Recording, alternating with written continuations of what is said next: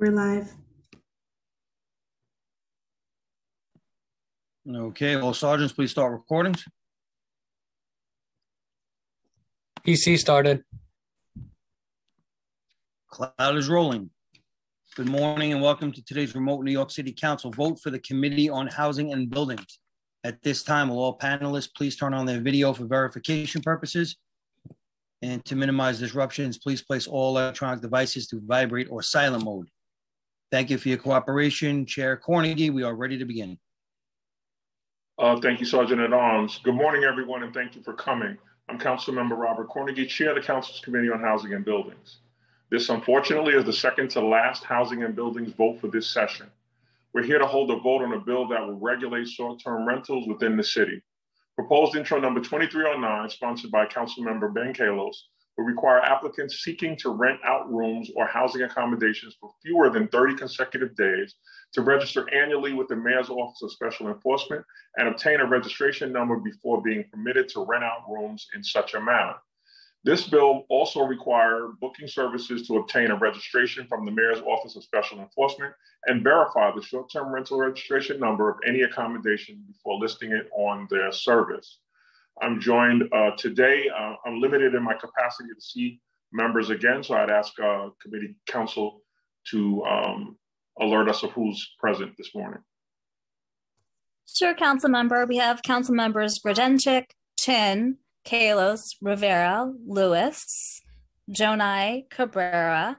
I think that's it. That sounds about right. Oh, and Rosenthal. And Jonai, if I didn't say it yet. Pretty much my favorite usual suspects are all here this morning. We now ask the clerk to call the roll. Could I make a quick statement imploring my colleagues to vote for it? All right, council member, absolutely. Can we have the bill sponsors, the bill's sponsor, Ben Kalos, make an opening statement? I apologize. Good morning, I'm Councilmember Ben Kalos, author of Introduction 2309. Been a tenant most of my life, and I'm tired of having to compete with tourists for housing in this city. Housing should be for New Yorkers. Hotels should be for tourists. It's as simple as that. Now, what's worse is as a renter, every renter and I had to pay an additional $384 more in increased rent due to Airbnb's expansion from 2015 to 2017. This spike in rent actually forced me and my wife to move during a high-risk pregnancy, and I didn't know where that spike was coming from until the hearing. There were 37,000 units on Airbnb, according to Inside Airbnb, and half of them listed entire homes, which is not allowed in buildings with 3 or more units under state law. Short-term rentals are restricted to less than 30 days where the resident is home at the time. There are many bad actors out there, like one person who rented apartments to tens of thousands of guests over 55,441 nights over 3 years across 35 different buildings, which is the city thankfully caught. That's 150 years of housing kept off the market. It is possible that many hosts don't even know what they are doing is illegal. Today, we're voting on legislation to require every host and every platform to register their units. Through the registration process, hosts will learn whether it is illegal to rent their units. Units that are rent regulated or in NYCC public housing won't be allowed. Market rate rentals would be able to register and list their units. Property owners will get a notice of registration. Cooperatives, condominiums, and building owners will be able to register and list their buildings as opted out. I might add that cooperatives on the Upper East Side do not usually permit rentals. I live in a building that does, though where the board is always able to adopt new house rules and join a list if they wish to. Single-family homeowners would be free to register and list spare rooms or any habitable sleeping accommodations. By passing this legislation, we're actively responding to New York City's affordable housing crisis by hopefully bringing as many as 19,000 apartments back on the market, many of which might even be affordable.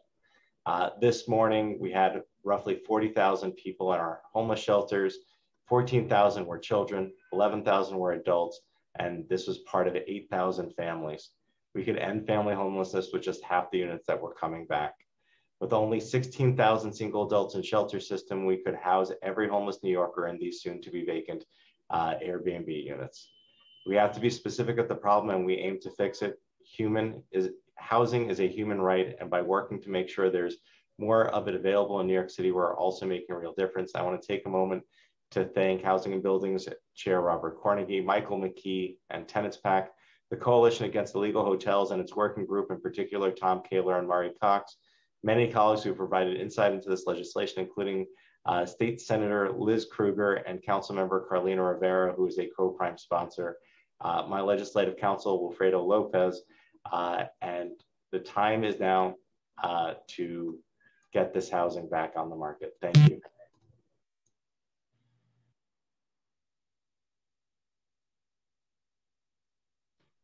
Thank you, Council Member. We will now ask the committee clerk to call the roll.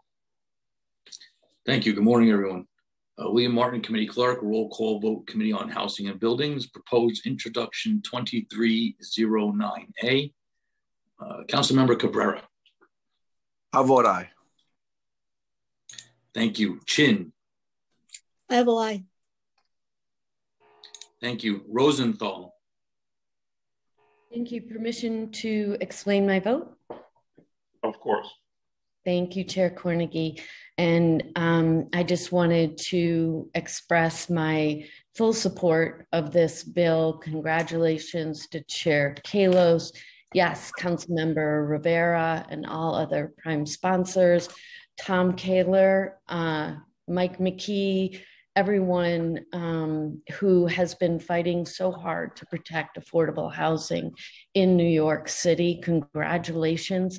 This bill will have its intended effect. I think the pieces that Councilmember Kalos added in about education efforts and making sure people have every chance to understand what the law is so that they will not be penalized in any way is incredibly important. And hopefully it'll make the job of the Office of Special Enforcement a little bit easier.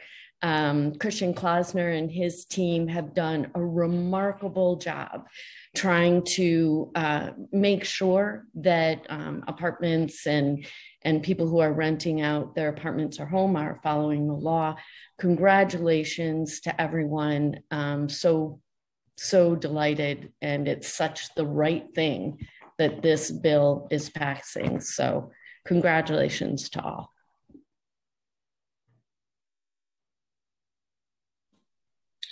Thank you. Grodenchik. Thank you. Jonai. I vote aye. Thank you. Rivera. Thank you. Well, I permission to explain my vote. Of course. Thank you. I just had my hand up earlier because I wanted to make just short remarks, but I think that Councilmember Kalos did an absolute excellent job. So I want to associate myself with what he said on this bill and to thank all of the advocates for getting us to this point. And I probably vote aye. By the way, I didn't see your hand up, Councilmember. I apologize. Okay, Chair. Thank you. Thank you. Lewis.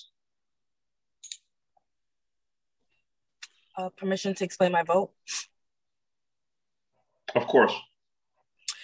First, I just want to thank Councilmember Kalos on his leadership for this bill.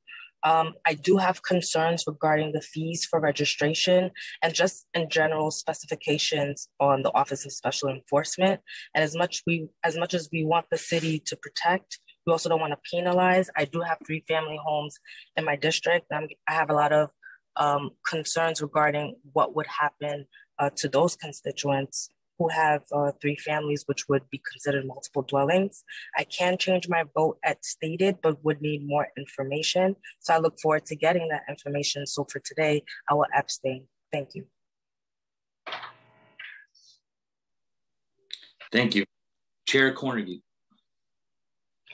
So this is one of those bills that the intended use of the bill is absolutely laudable. I applaud my friend and colleague, Ben Kalos, for always being on the front lines of protecting residents in affordability throughout the city. However, the devil is in the details. The Office of Special Enforcement has disproportionately negatively gone after small homeowners in my district and districts like mine, and giving them the tool to do that has me cautiously optimistic about the program. The intent is 100%, like I said, laudable. We have to protect affordability and get those units on the markets. It just doesn't seem like the enforcement from the Office of Special Enforcement focuses. It seems as though they focus in my district in the first round of legislation on actually what seemed to be low-hanging fruit. So I will be voting yes to get it out of the committee, and we'll be looking closely at the details because the enforcement portion of this has negatively impacted my community and small homeowners throughout the city of New York. The Office of Special Enforcement seems as though it was just given a blank slate to just work and operate in communities and chose to operate largely, and the statistics will bear this out, in communities like mine. So I vote aye. I'm cautiously optimistic that we're doing the right thing here, and it's not going to further negatively impact small homeowners who are operating below the margins right now as we speak. Thank you.